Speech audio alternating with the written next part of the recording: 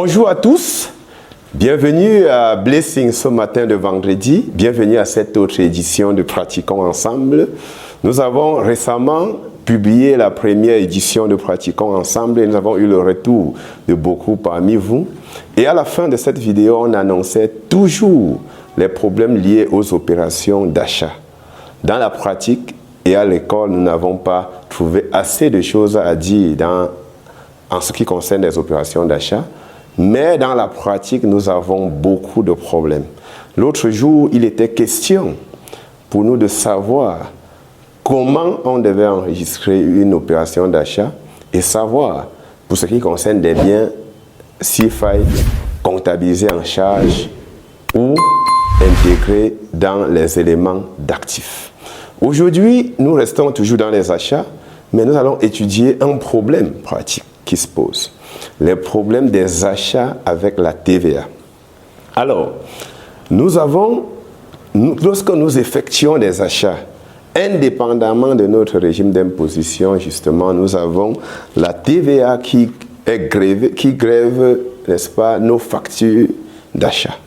Alors, si il est précisé à l'article 132 du Code général des impôts que l'achat des biens et des services, n'est-ce pas, auprès des entreprises assujetties à la TVA, n'est-ce pas, est soumise à la TVA. Ça veut dire que lorsque vous achetez, n'est-ce pas, un bien, un service dans une entreprise assujettie, cette entreprise-là collecte la TVA sur vous. Alors, tout le monde sait, vous et moi, que lorsqu'il y a la TVA à l'achat, on comptabilise la TVA dans le compte TVA déductible par le compte fournisseur. Là n'est pas le problème. Notre problème, c'est que cette écriture n'est pas valable dans tous les cas. Pourquoi ce n'est pas valable? Parce qu'effectivement, dans le même Code général des impôts, à l'article 142 précisément, le droit fiscal dit que seules les entreprises assujetties au régime du réel ont le droit de déduire la TVA. Ça veut dire qu'une entreprise qui est au simplifié, et également l'impôt libératoire, n'a pas le droit, ne doit pas déduire la TVA, par conséquent, ne doit pas comptabiliser une TVA déductible. Par contre, elle n'a pas le droit de déduire, mais elle paye quand même. Notre problème pratique ce matin, c'est quel est le sort de la TVA payée par les entreprises qui n'ont pas le droit de déduction. J'ai trouvé plusieurs fois dans certaines comptabilités où le comptable, malgré le fait que son entreprise soit au simplifié, comptabilise la TVA déductible ou récupérable, comme s'il était possible pour lui, n'est-ce pas, de récupérer ça un jour. Ce qui fausse la balance. Également, le bilan comptable qui sera produit sera également un bilan erroné. Cela a été fait sur une balance erronée, bien évidemment, le résultat également.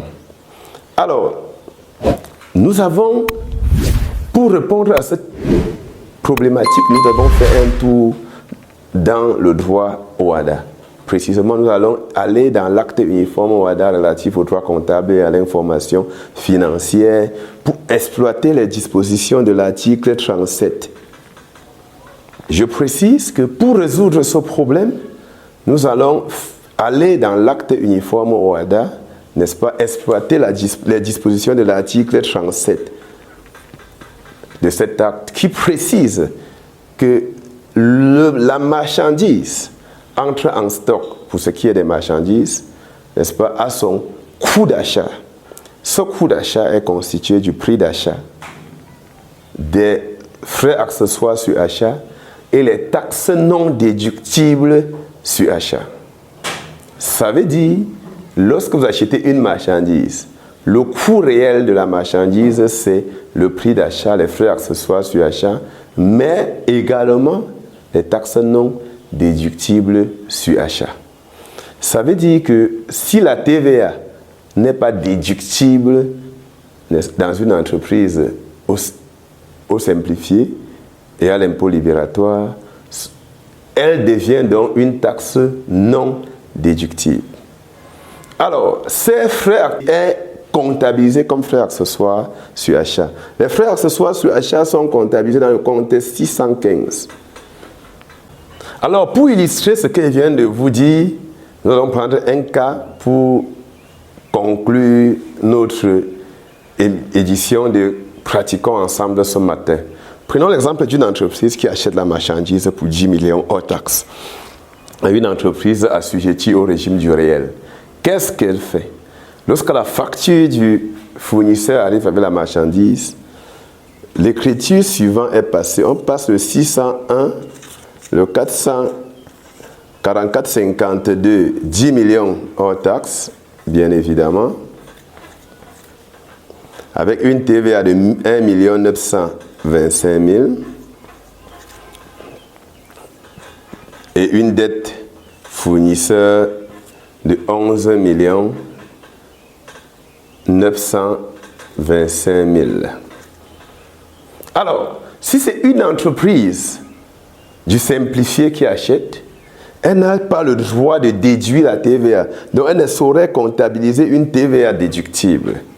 Et au sens de l'article 37 de l'acte uniforme OHADA, la TVA devient une taxe non déductible et entre donc dans le coût d'achat de la marchandise. Dans ce cas précisément, il sera donc obligé de comptabiliser au 601 le montant hors taxe de la marchandise 10 millions, mais dans les frais accessoires sur achat, le 75, un sous-compte du 75, intégrer la TVA, 1 925 000 de TVA, pour avoir justement une dette fournisseur identique à celle de l'entreprise au réel de 11 925 000. Vous voyez que dans ce cas, la TVA est passée dans un compte 44 comme une créance. Et ici, la même TVA est passée en charge. Puisqu'après cette opération, comme nous l'avons dit, on aura l'entrée de la marchandise. La marchandise doit entrer en stock par la variation de stock pour 11 925 000. Alors que ici, l'entrée de la marchandise, c'est uniquement 10 millions. Quand on va arriver en finance, on vous dira que la marge commerciale de l'entreprise du simplifié est plus faible que la marge commerciale de l'entreprise du réel. Alors ça veut dire simplement, pour conclure, que la TVA peut être une charge comptabilisée directement comme charge ou, n'est-ce pas, comptabilisée dans le compte d'État comme créance, c'est-à-dire le débit du 44, en fonction du régime. Ça veut dire l'analyse comptable doit tenir compte de l'incidence fiscale pour que les chiffres, n'est-ce pas, soient fiables. Encore une fois, notre démarche de formation vise justement à soulever ces milliers de cas et à développer en vous, n'est-ce pas, la capacité à analyser chaque opération et non, n'est-ce pas, cette attitude à amener les gens à retenir ou encore mémoriser des schémas de comptabilisation qui, en fonction du contexte, peuvent varier. Alors, si vous êtes comptable et que vous voulez mener une carrière riche, vous voulez développer des compétences en analyse comptable, vous êtes attendu à Blessing Business Academy, n'est-ce pas, pour profiter, n'est-ce pas, de cette expertise d'analyse que nous disposons pour qu'ensemble nous mettons le métier du comptable, de l'auditeur et même de conseiller financier, n'est-ce pas, au sommet de cet art. Bon vendredi à tout le monde, bon week-end à tous et à lundi soir. Merci.